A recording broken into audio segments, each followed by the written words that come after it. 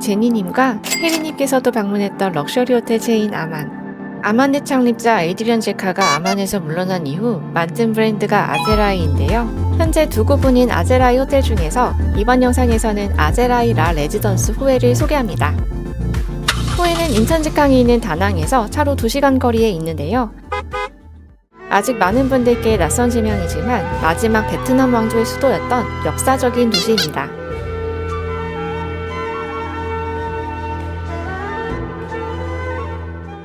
아제라이 라 레지던스 후에는 도시의 중심을 흐르는 흐엄강변에 위치하고 있습니다.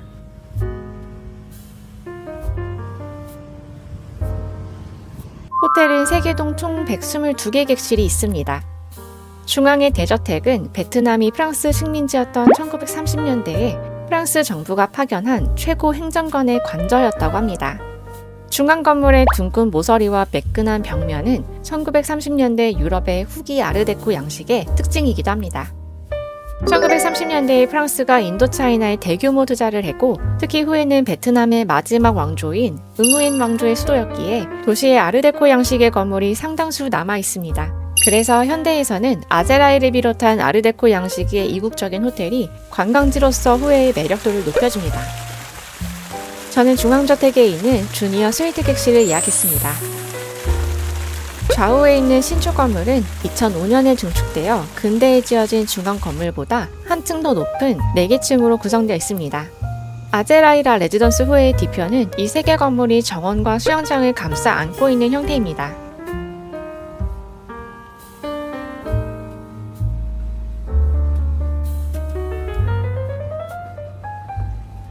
저녁에는 건물의 조명이 켜지며 낮보다 더 고풍스러운 분위기를 느낄 수 있는데요. 정면 한가운데 가장 밝은 방이 제가 묵고 있는 주니어 스위트 객실입니다. 정원과 수영장이 있는 건물 뒤편도 마찬가지로 조명이 켜지는데요. 개인적으로 초저녁 때의 모습이 가장 예쁜 것 같아요. 저는 저녁에 맥주를 들고 1층에 있는 라운지에 앉아 여유를 만끽했습니다.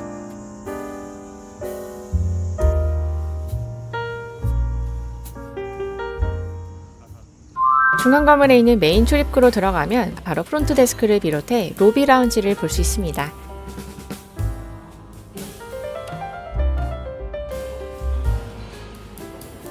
낮 동안에는 커피와 차, 과일과 제과류가 늘 준비되어 있습니다. 보통 5성급 호텔에서는 클럽 라운지가 포함된 상위 객실에서만 즐길 수 있는 애프터눈 티 서비스가 모든 객실의 고객을 위해 열려 있다고 생각하시면 됩니다.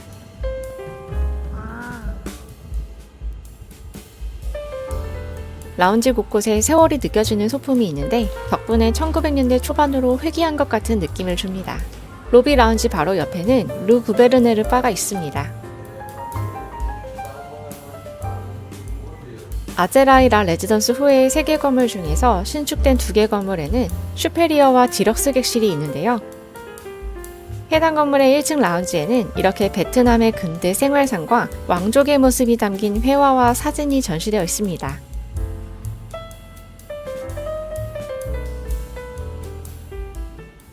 체크인 시에 핫타월과 웰컴티를 받습니다. 생강 베이스의 차에 말린 생강이 나오는데 차는 맛있지만 어린이 입맛인 분들께 말린 생강은 어려울 수 있겠습니다. 체크인이 끝나면 직원이 배정된 방까지 안내해 주시는데요. 제가 선택한 주니어 스위트 객실이 있는 콜로니얼 건물은 엘리베이터가 없으니 참고하시기 바랍니다.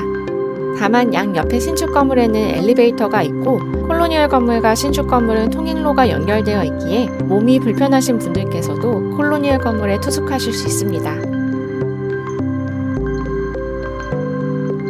주니어 스위트 객실은 2층에 있고 3층에는 이 호텔에서 가장 비싼 그랜드 스위트 객실만 있습니다.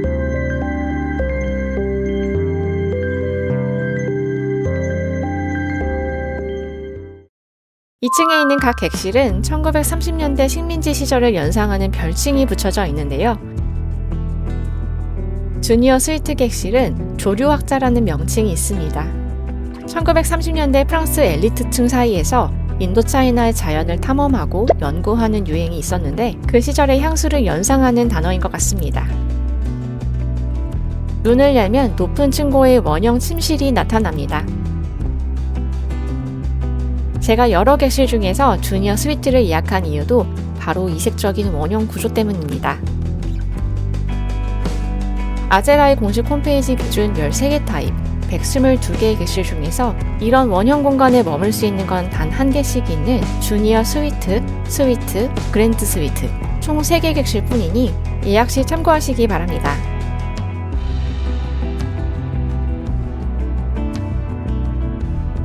저는 1900년대 초반 유럽의 건축과 인테리어 양식을 정말 좋아하는데요.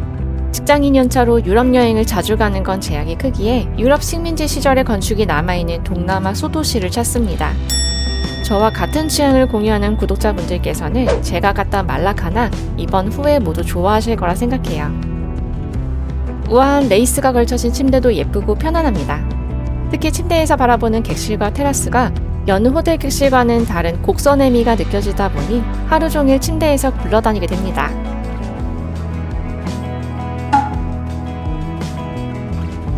주니어 스위트 객실의 또 다른 매력 포인트는 영상 초반에도 보여드렸던 테라스입니다. 테라스에는 의자와 테이블이 있어서 후회 도심을 여유롭게 감상할 수 있습니다. 이국적인 외관과 인테리어 덕분에 최근 베트남 커플들에게 이 호텔이 웨딩 촬영지로 각광받고 있는 것 같더라고요. 제가 체크인했을 때도 한 커플이 열심히 촬영하고 있어서 자리를 바로 피해줬습니다.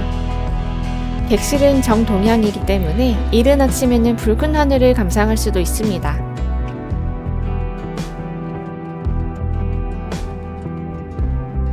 객실 안쪽에 있는 화장실은 변기와 나머지 공간이 분리되어 있어 쾌적하고 욕조도 있습니다.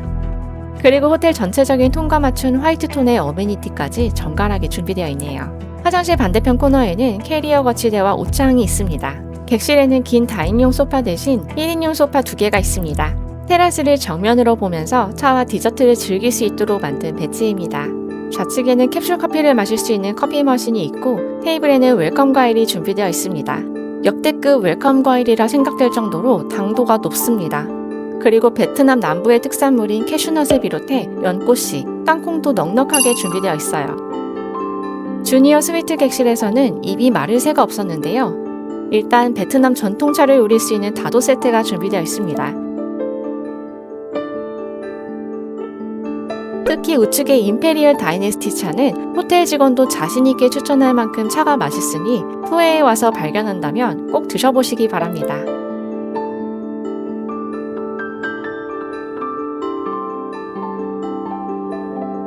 테라스에서 도시를 감상하며 차를 마시니 근대 프랑스인들이 즐겼던 여유가 이런 걸까 잠시 생각이 들었습니다.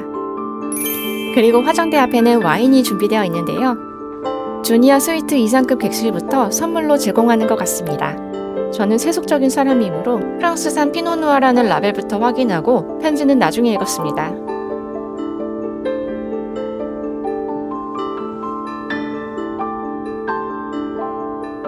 그리고 주니어 스위트 이상급 객실에서는 냉장고에 있는 모든 음료가 무료입니다. 잔을 칠링해둔 것도 센스 있네요. 제 일정상 아제라이에서 1박만 했기에 하나도 남기지 않겠다는 마음으로 오전 10시부터 하이네켄 벽나발을 불었습니다.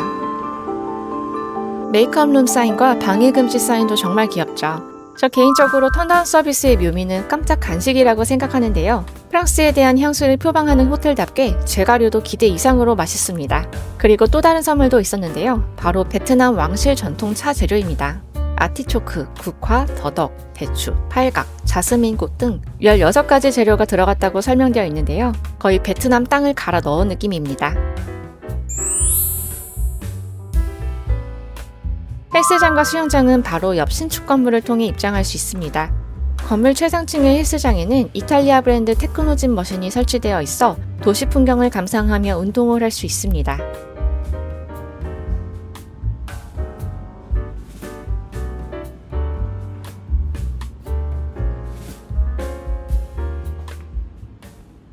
수영장은 건물 뒤편에 있습니다. 수영장까지 가기 위해 잘 관리된 정갈한 정원을 걷는 것도 기분이 좋습니다. 보통 수영장에서는 멋진 사진을 찍을 만한 풍경 외에 사실 기대하는 바가 크지 않은데요. 아제라이라 레지던스 후의 수영장만큼은 재미 측면에서 기대를 품고 왔습니다. 왜냐하면 수영장이 40m 길이에 깊이가 최대 2.7m나 되기 때문입니다. 물이 깊어서 정말 재밌었어요.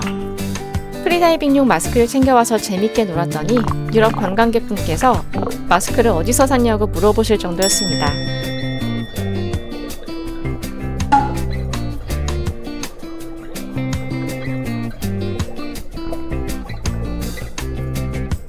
후에도 우리나라 겨울 시즌에는 온도가 내려가기 때문에 야외 수영이 어려울 수 있습니다. 후에 여행을 계획하시는 분들께서는 반드시 월별 온도를 먼저 확인한 뒤 일정을 계획해야 합니다. 특히나 아제라이에 투숙하는데 이렇게 재밌는 수영장을 이용하지 못하면 너무 아쉬울 것 같아요. 수영장 사이드는 발이 닿을 정도로 얕은 깊이라서 물이 무서운 분들도 걱정하지 않으셔도 됩니다. 수영장을 비롯해 로비 라운지, 리버뷰 객실에서는 노을을 감상할 수도 있습니다. 저는 객실 미니바에 있는 맥주를 가지고 내려와 로비 라운지 야외에서 노을을 기다렸습니다. 그런데 먹구름 때문에 붉은 하늘이 빼꼼 나온 상황이라 아쉬웠어요.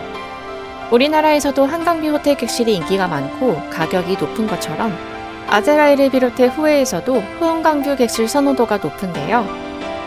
저는 일부러 반대편인 도시 전경을 볼 수 있는 객실을 선택했지만 후원강을 바라보는 객실도 상위 객실에 포진되어 있습니다. 맑은 날씨에서는 리버뷰 객실에서 예쁜 노을을 볼 수 있을 거예요. 조식은 신축 건물 1층 라퍼퓸 레스토랑에서 먹을 수 있습니다. 레스토랑 역시 아르데코 컨셉에 충실한 고풍스러운 인테리어입니다. 야외에도 테이블이 있지만 제가 투숙했던 6월은 후에가 가장 더울 때라 저를 비롯해 다른 관광객들도 전혀 엄두를 내지 않았습니다. 겨울 시즌에 후에 온다면 바깥에서 식사를 하는 것도 좋겠지만 지금은 정원이 적당히 보이는 곳에 자리를 잡았습니다.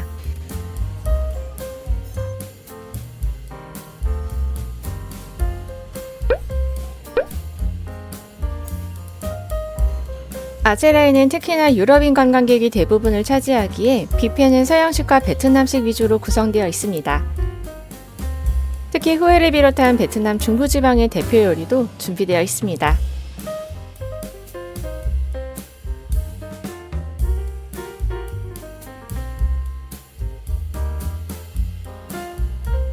베트남 여행 때마다 늘 느끼는 것처럼 빵도 맛있습니다.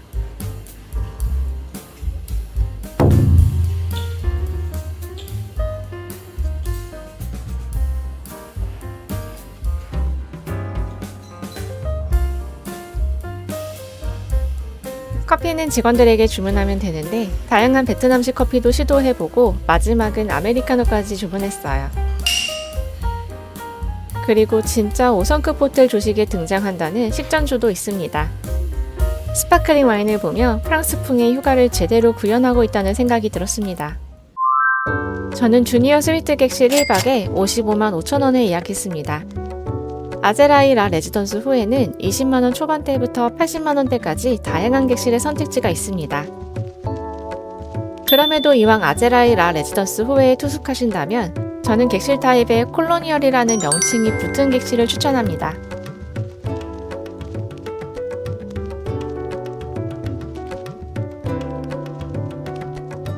중앙 대저택에 있는 객실이 아무래도 1930년대 유럽의 아르데코 건축 양식을 충만하게 느낄 수 있기 때문입니다. 또한 아제라이 라 레지던스 후의 개장 초창기와 달리 바로 앞에 건물이 신축되며 리버뷰를 감상하는 데 큰 제약이 생겼습니다. 최상층 객실 정도는 되어야 후원강이 보일 것 같고 그나마도 가림막이 거슬릴 것 같아요. 그래서 저는 리버뷰를 예약하지 않았습니다. 다양한 객실 타입이 있는 만큼 이번 영상을 비롯해 구글맵에 있는 사진 후기도 참고하셔서 구독자님의 취향에 맞는 객실을 선택하시면 좋겠습니다. 아만 창립자가 만든 브랜드 아제라이는 창립자의 명성에 맞게 제 기대를 충족하는 훌륭한 건축 미학과 서비스를 경험할 수 있었습니다. 에이드리언 제카의 퇴사 이후로 아만의 철학이 달라졌다는 의견도 있는데요. 평범한 직장인들에게 아만은 너무 큰 금액이지만 아만 창립자의 철학을 합리적인 가격대에 향유하고 싶다면 아제라이를 추천합니다.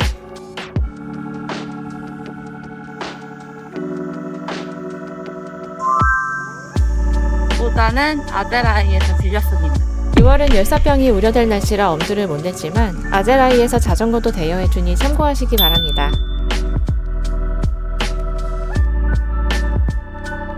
이번 영상이 여러분의 여행 영감을 깨웠다면 구독과 좋아요를 부탁드립니다. 다음에도 숨겨진 보석 같은 호텔과 관광지 후기를 공유하겠습니다.